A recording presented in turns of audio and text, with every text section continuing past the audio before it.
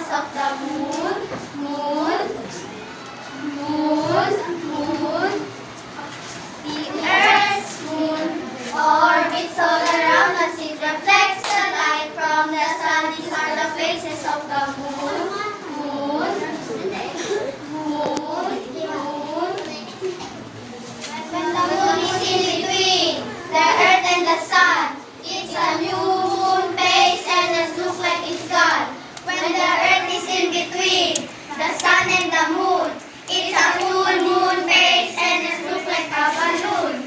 The Earth's moon orbits all around us. It reflects the light from the sun. These are the phases of the moon, moon, moon, moon. Moon goes through 8 different phases.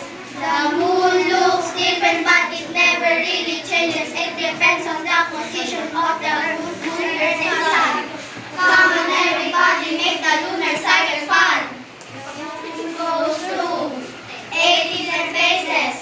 The moon looks different, but it never really changes. It depends on the position of the moon, Earth, and sun.